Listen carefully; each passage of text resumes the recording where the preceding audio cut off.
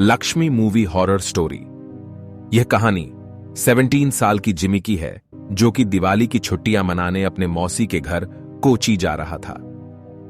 Jimmy का परिवार उसके मौसी के गांव में घुसा ही था कि जिमी को बहुत तेज प्यास लगी और उसके पापा ने साइड के एक दुकान पर गाड़ी रोक दी। तभी जिमी के पापा को कुछ लोगों की भीड़ दिखी। वहां वह आसपास खड़े कुछ लोगों से पूछने लगे कि भीड़ क्यों लगी हुई है। कोई कुछ जवाब देता उससे पहले ही जिमी की नजर भीड़ के बीच में पड़ी एक औरत के लाश पर गई। उस लाश को देखते ही जिमी को ऐसा लगा कि कोई परछाई उसे छू कर गुजरी है। तभी जिमी का ध्यान सड़क पर पड़े उस औरत के सजने और संवरने के सामान पर गया। उसने सबसे नजरें चुराते हुए वहां से एक कड्डाहा उठा लिया। इतनी देर में जिमी के पापा उसे बुलाने लगे। उसने जल्दी से वह कड्डाहा अपनी पॉकेट में रखा और वहां से चला गया। अपनी मौसी के घर पहुंचने के बाद जिमी सबसे थोड़ा अजीब अजीब सा बर्ताव करने लगा। उसके घर वालों को लगा कि वह उस सड़क पर लाश को देखकर डिस्टर्ब हो गया है, पर जिमी का ध्यान अभी भी उसके पास रहे उस गड्ढे पर था। वह अपने कमरे में शीशे के सामने उस गड्ढे को पहनकर देखता और मुस्कुराता रहता। एक दिन जब जिमी अपने कमरे में उस गड्ढे को पहने खड़ा था तो उसका मन किया कि वो पूरी तरह लद्दाखी बन जाए।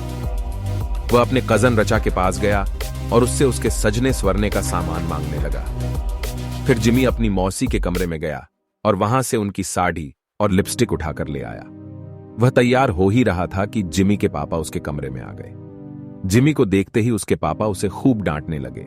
जिमी ने रोते हुए कहा कि वह ललडेदाकी बनना चाहता है। यह सुनकर उसके पापा बेहद गुस्से में आ गए और उसे बुरी तरह पीटने लगे और उसका कमरा बाहर से बंद करके चले गए। जिमी अपने कमरे में बैठकर जोर जोर से रोने लगा कि तभी अचानक उसे दीवार पर लडिडियाकी की एक परछाई नजर आई और धीरे धीरे वह परछाई उसकी तरफ आने लगी। जिमी वह परछाई देखकर थोड़ा घबरा गया और कमरे का दरवाजा जोर जोर से पीटने लगा, पर किसी ने दरवाजा नहीं खोला। उसने मुड़कर देखा तो वहां कोई नहीं था। फिर उसके बेड के नीचे से एक अजीब सी आवाज आने लगी, माना कोई जिमी को पुकार रहा हो।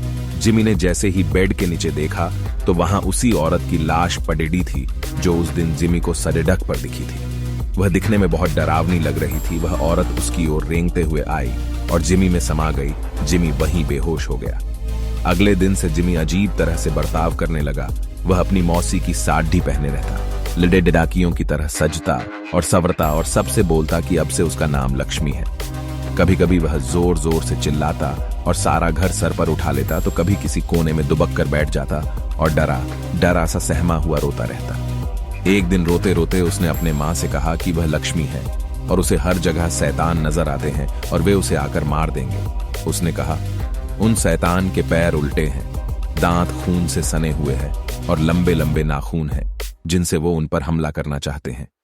जिमी की हालत दिन पर दिन खराब होती जा रही थी, लेकिन वह रोज लक्ष्मी बनकर सजता संवरता और अपना कमरा बंद करके नाचता रहता। उसके घर वाले समझ नहीं पा रहे थे कि उसके साथ क्या हुआ है और वो अपने आप को क्यों लक्ष्मी कहे जा रहा है। जिमी के पापा मदद के लिए आस पड़ोस में पूछने लगे। पता करने पर उन्हें मालूम पड़ा कि वह लाश जो उन्होंने उस दिन सड़क पर देखी थी वो किसी और की नहीं बल्कि जॉर्जस लक्ष्मी की थी।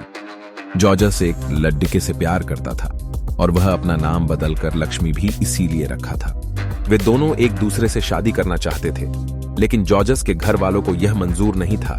उनके लिए ऐसा करना एक बहुत बड़ा पाप था और गांव में हो रहे बदनामी की वजह से उन्होंने जॉर्जस यानी कि लक्ष्मी को सबके सामने मौत के घाट उतार दिया। यह बात सुनकर जिमी के पापा के रोंगटे खड़ेढे हो गए। उन्हें जिमी के साथ अपने बर्ताव के लिए बहुत पछतावा हुआ। उन्हें समझ में आ गया था कि उनके बेटे जिमी के शरीर में जरूर लक्ष्मी की आत्मा घुस गई है। वह जल्दी से पूरी बात बताने के लिए घर के लिए निकले, लेकिन तब तक बहुत देर हो चुकी थी। जिमी उस दिन भी अपना कमरा बंद करके नाच रहा था कि तभी उसे लगा कि उसके दरवाजे पर शैतान उसे मारने आ गए हैं। वही शैतान जिनके पैर उलटे थे, दांत खून से सने हुए और लंबे लंबे नाखून थे। जिमी घबराहट के मारे जोर जोर से चिल्लाने लगा। उसके बाकी घर वाले जब तक वह दरवाजा तोड़कर अंदर घुसे, जिमी का शरीर पूरी तरह से अकड़ा चुका था। वह तुरंत उसे हॉस्पिटल लेकर भागे। डॉक्टर ने बहुत कोशिश की और वह किसी तरह जिंदा बच गया। जब जिमी के पापा ने सबको जॉर्जस की कहानी बताई, तब सभी परिवार वालों को जॉर्जस के लिए बहुत दुख हुआ और उन्होंने जॉर्जस के लिए प्रार्थना की। और जब उन्हें जिमी के पास वो गड्ढा मिला उन्होंने वो भी जॉर्जस की कब्र के साथ गरवा दिया। कुछ दिनों बाद जिमी बिल्कुल ठीक हो गया।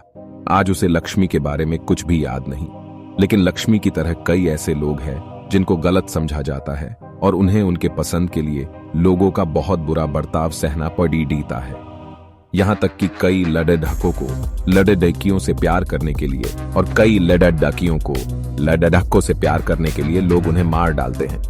यह कहानी भले ही एक काल्पनिक कहानी है, लेकिन इस कहानी में एक बहुत जरूरी मैसेज छुपा हुआ है। सबको प्यार करने का हिकू है और हम सभी को हर इंसान के प्यार की कदर करनी